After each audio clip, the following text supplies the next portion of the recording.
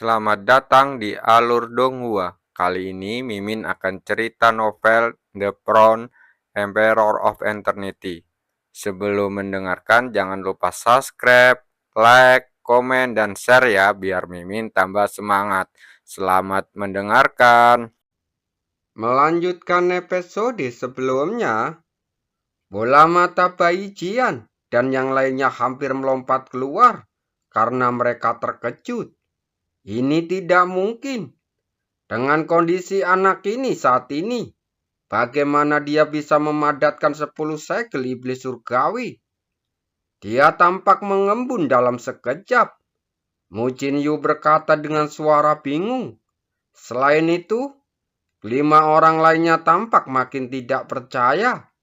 Apa yang sedang terjadi? Mungkinkah bocah ini menjadi semakin bersemangat seiring pertarungan berlangsung? Dan meskipun dia terluka parah, dia mampu memadatkan 10 segel iblis surgawi lebih cepat dari sebelumnya. Ketika mereka memikirkan hal ini, mereka merasa sungguh tidak masuk akal. Hal semacam ini benar-benar di luar akal sehat. Anak ini pasti sedang menipu kita. Mu Jin Yu menahan ketakutan di hatinya. Mendengar ini, wajah orang lain langsung berubah. Setelah beberapa saat, ekspresi Bai Jian langsung berubah menjadi kejam. Sudah sampai pada titik ini, lakukan yang terbaik untuk membunuh anak ini. Apakah kamu ingin mundur? Mendengar ini, semua orang gemetar dan ekspresi mereka menjadi garang lagi. Jika mereka mundur karena takut, Kinao Tian mungkin tidak akan membiarkan mereka pergi dengan mudah. Pada saat seperti ini, satu-satunya pilihannya adalah meneruskannya. Mereka benar-benar tidak percaya bahwa anak ini bisa membuat ancaman apapun setelah terluka parah. Tebasan pembelah awan 9 bintang. Seorang lelaki berteriak, menggunakan tangannya sebagai pisau, lalu menebas ke arah Chu Guangsheng. Roda Hun Yuan, tinju Duan Yue, Bai Jian dan yang lainnya menyerang bersama. 6 serangan dahsyat dihujankan, semuanya menargetkan satu tempat. Chu Guangsheng merasakan ekspresi dingin di wajahnya. Dia menatap ke 6 serangan yang datang dengan tatapan tajam, lalu melambaikan lengan bajunya. 10 segel iblis surgawi. Terdengar suara angin bertiup, lalu muncullah segel emas yang berkilauan. Aura dewa menyebar, langsung bertabrakan dengan 6 serangan. Saat berikutnya, suara bentrokan keras terdengar. Di tengah cahaya kemasan yang menyilaukan, segel emas itu tiba-tiba meledak dengan kekuatan tak terbatas, lalu menghancurkan 6 serangan itu hingga berkeping-keping, dan akhirnya menghancurkan hingga tak bersisa. Serangan menyerang Bai Jian dan yang lainnya dalam tatapan ngeri mereka. Ke-6 orang itu langsung muntah darah secara bersamaan. Dada mereka langsung berlumuran darah, dan tubuh mereka terlontar ke belakang seperti bola meriam. Melihat pemandangan ini, dunia ini tiba-tiba menjadi sunyi senyap. Banyak praktisi yang membuka mulut lebar-lebar karena sangat terkejut. Apakah orang itu begitu menakutkan? Mereka semua adalah praktisi Rana Ying yang tingkat keempat. Tetapi sekarang mereka muntah darah dan terlempar mundur hanya dalam satu gerakan. Orang ini, Yue Qincang juga sangat terkejut saat menatap sosok muda itu dengan tidak percaya. Orang ini begitu kuat, bahkan saat dia terluka parah, dia masih bisa mengeluarkan kekuatan yang melampaui pikiran siapapun. Hun Feng yang berdiri di sampingnya terlihat pandangan sekilas. Sorot matanya juga terlihat terkejut. Jelas saja, Pemandangan di hadapannya juga sesuatu yang luar dugaan. Saya penasaran apa hasilnya nanti. Matanya berbinar-binar, seakan-akan sedang menatap ke dalam jurang dewa dan iblis. Dengan cahaya aneh berkelebat di matanya. Di sisi lain, keenam orang itu menenangkan diri mereka dalam kepanikan saat menatap ke arah Cukwang-seng dengan mata penuh kengerian. Orang ini sangat menakutkan. Sampah tak berguna. Kinao Tian berteriak marah. Keenam orang itu langsung menundukkan kepalanya. Tidak berani bersuara sedikit pun. Dia mengalihkan pandangannya ke arah Cukwang-seng dengan sedikit keterkejutan di matanya. Kamu benar-benar landak yang licik. Kamu bisa menyakiti orang sebelum kamu mati. Wajah Cukwang-seng langsung muram. Dia merasakan sakit hebat di sekujur tubuhnya yang membuatnya hampir pingsan. Dia mengabaikan Kinao Tian lalu menatap jurang dewa dan iblis di bawahnya. Dengan kegilaan berkelebat di matanya. Dia harus bertahan hidup, apapun yang terjadi. Melihat penampilannya, wajah Kinao Tian menjadi gelap lalu dia mencibir. Kamu benar-benar anak yang keras kepala. Aku ingin tahu berapa lama kamu bisa bertahan. Saat ini, dia tiba-tiba melambaikan lengan bajunya, dan suara desiran angin menyebar keluar seluruh area. Angin dingin tertiup kencang, dan butiran-butiran salju yang tak terhitung jumlahnya mengembun, lalu berjatuhan di mana-mana seperti hujan. Melihat pemandangan ini, wajah semua orang tiba-tiba berubah, dan mereka menatap kepingan salju dengan ngeri. Dari sini, mereka merasakan nafas yang sangat dingin, mengentalkan.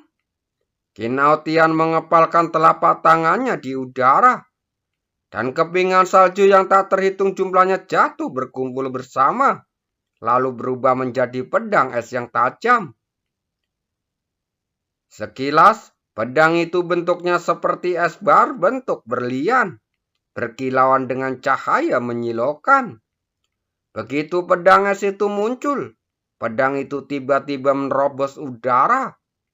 Aura yang sangat dingin di sepanjang jalan, lalu menghantam ke arah Cukwang-seng. Sebelum pedang itu benar-benar jatuh, darah yang mengalir di tubuh Cukwang-seng hampir membeku. Rasa dingin yang tak terlukiskan menyerbu ke dalam hatinya, menyebabkan tubuhnya bergetar hebat. Pedang es ini telah mengunci auraku, dan aku tidak bisa menghindarinya. Wajah Cukwang-seng terlihat muram. Pada saat ini, dia tidak ada sedikit pun kekuatan di tubuhnya. Bahkan kekuatan mentalnya telah terkuras habis. Dia tidak dapat mengumpulkan kekuatan untuk melawan pedang es. Itu adalah satu-satunya cara. Matanya berkedip, lalu berubah menjadi merah darah. Saat ini, dia tidak punya jalan lain kecuali jalan ini. Kau ingin memasuki jurang dewa dan iblis. Ratu Feng terkejut seketika. Dia melihat Cukwang-seng dengan ekspresi gila di wajahnya. Coba saja, kalau pedang es ini jatuh, kita semua juga akan mati. Sambil berbicara, dia mengepalkan telapak tangannya. Dan dengan kilatan cahaya, tulang dada putih muncul di tangannya. Sebuah kunci kuno tertanam di atas tulang dada. Ayo pergi. Dia memeluk Ratu Feng erat-erat. Tatapannya terpancar tajam di matanya. Dia langsung melompat menuju jurang dewa dan iblis. Apakah anak ini gila? Dia benar-benar berani memasuki jurang dewa dan iblis. Banyak praktisi yang sangat terkejut dengan ekspresi bingung di wajah mereka. Di mata mereka, jurang dewa dan iblis adalah tempat yang sangat berbahaya. Begitu Anda memasukinya, tidak ada peluang untuk bertahan hidup. Kau sedang mencari kematianmu sendiri. Ekspresi Kin Aotian berubah merah. Anak ini lebih memilih mati di jurang dewa dan iblis daripada menyerahkan tulang dada padanya. Pedang es itu mengikuti Cu Kuangseng sepanjang jalan. Pada saat melesat ke dalam jurang dewa dan iblis, pedang itu tiba-tiba meledak begitu saja, tanpa menimbulkan banyak gelombang.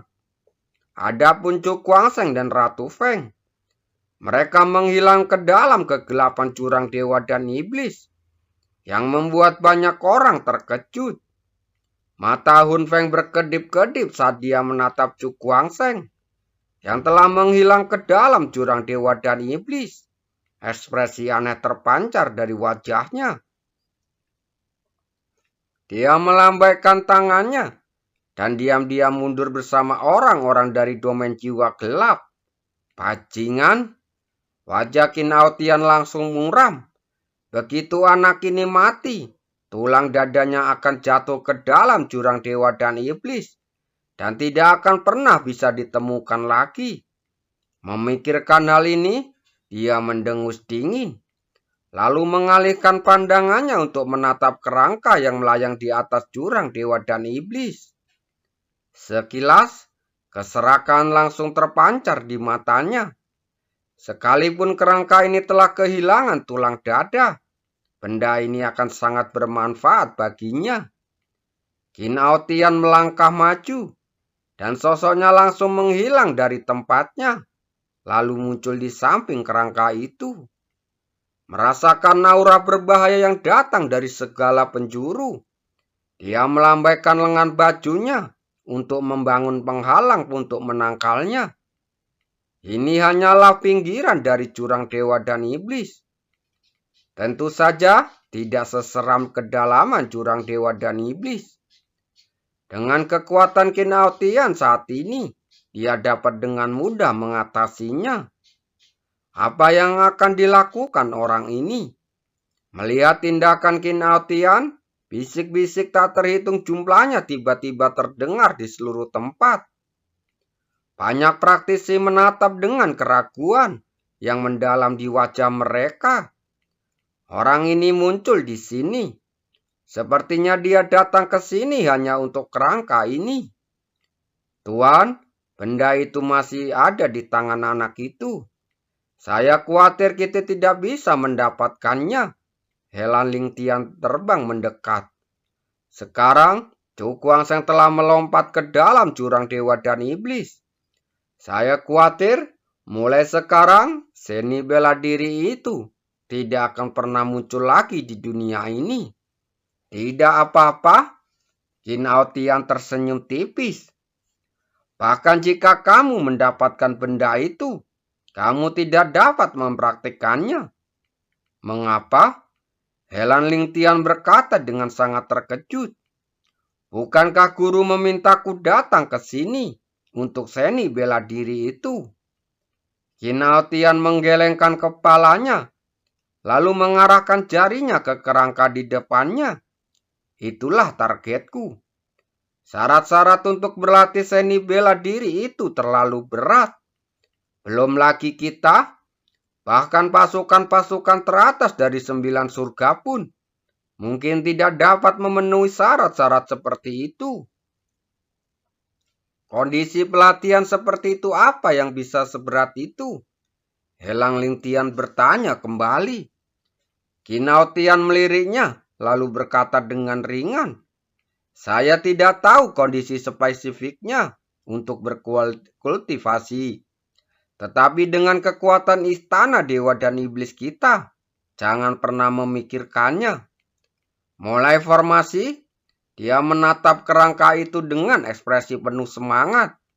Ya guru, Helan Lingtian mengangguk, lalu segera meninggalkan tempat itu dan terbang menuju posisi Yue Qincang. Saudara Yue mulai formasi. Yue Qincang langsung mengangguk. Lalu mereka berdua duduk bersila di suatu tempat di langit. Segel di kedua tangan pria itu langsung berubah secepat angin. Lalu mereka menggigit ujung jari mereka untuk menunjuk ke arah kekosongan di depan mereka. Sinar cahaya merah darah melesat keluar, terus-menerus terjalin lalu berkumpul di udara. Pada akhirnya berubah menjadi formasi merah darah besar, menyelimuti semua praktisi yang hadir. Formasi awan darah yang menjangkau langit. Melihat formasi berwarna merah yang menyelimuti mereka, wajah semua orang berubah drastis, dan ekspresi gelisah muncul di wajah mereka. Apa sebenarnya yang ingin dilakukan oleh orang-orang dari istana dewa dan iblis ini? Beberapa orang yang berpikiran tajam segera mundur untuk menjauh dari tempat ini pada saat-saat terakhir. Sebelum formasi berwarna merah menutupi mereka, di antara orang-orang ini ada yang berasal dari beberapa dinasti besar. Saat pikiran semua orang berubah, formasi berwarna merah mulai bergetar hebat dan akhirnya menjadi sepenuhnya sempurna. Tidak seorang pun dapat melarikan diri darinya lagi. Kepala istana Qin, apa maksudnya dengan ini? Beberapa orang bertanya. Qin Aotian tersenyum tipis. Tatapannya menyapu ke seluruh penonton, dan lengkungan jahat muncul di sudut mulutnya. Aku akan meminjam setengah dari esensi darahmu. Begitu kata-kata ini diucapkan, udara langsung membeku sesaat. Dan wajah banyak orang berubah drastis dalam sekejap dengan rasa ngeri di hati mereka. Tuan Istana Qin ini benar-benar meminjam setengah dari esensi darahnya. Semua orang tahu bahwa esensi darah adalah fondasi bagi seorang kultivator. Jika terlalu banyak yang diekstrak, orang tersebut akan menjadi cacat, bahkan bisa mati. Begitu Qin Aotian membuka mulutnya, setengah esensi darahnya langsung hilang. Bagaimana mereka bisa menerima ini? Kepala Istana Qin, saya khawatir kita tidak bisa menyetujui hal ini. Para praktisi dari semua sisi berkata dengan wajah muram. Ya, buat apa aku harus menyerahkan setengah esensi darah untuk istana dewa dan iblis tanpa imbalan apapun? Ini terlalu menindas.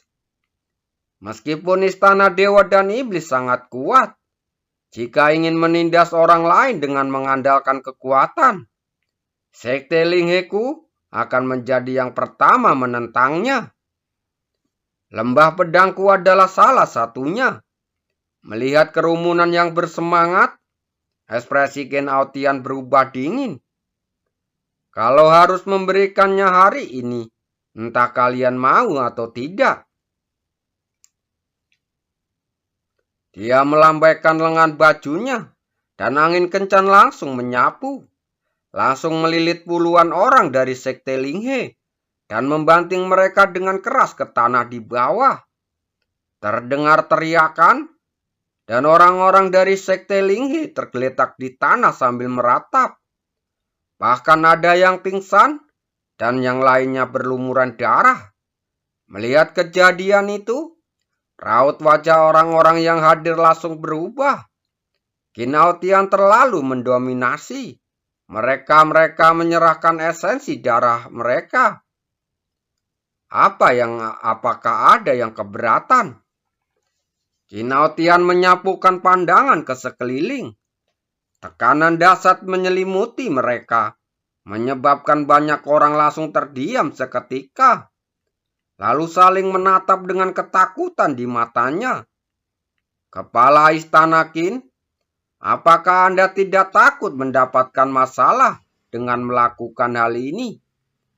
Beberapa orang yang berani bertanya. Meskipun kekuatan-kekuatan ini tidak sekuat istana dewa dan iblis, tetapi jika semuanya bergabung, mereka cukup untuk mengguncang fondasi istana dewa dan iblis. Mendengar ini, Kinao Tian tersenyum tipis dengan ekspresi acuh tak acuh. Jika kamu ingin membakar istana dewa dan iblisku, apimu harus cukup kuat. Asal dia mengambil kerangka itu, dia tidak akan takut, sekalipun semua kekuatan mendatanginya di kemudian hari. Karena saat itu, ia telah mencapai ketinggian yang baru. Sejujurnya, ketika kamu memasukkan esensi darahmu ke dalam formasi langit awan darah di Gunung Dewa dan Iblis, aku sudah merencanakan sesuatu. Saat ini, wajah praktisi yang tak terhitung jumlahnya langsung berubah drastis, dan ekspresi mereka menjadi sangat jelek. Istana Dewa dan Iblis ini benar-benar bajingan. Mereka benar-benar bersekongkol melawan mereka seperti ini. Baiklah, cukup omong kosongnya, saatnya melanjutkan. Kinao Tian melirik Helan Ling Tian dan yang lainnya, lalu berkata dengan wajah dingin, "Ayo mulai." Helan Ling Tian dan Yue Qincang saling berpandangan, lalu mereka membentuk segel dengan kedua tangannya dan mulai mengaktifkan formasi langit awan darah. Melahap, terbalik. Suara rendah terdengar, seolah membawa aurat berdarah yang tak berujung.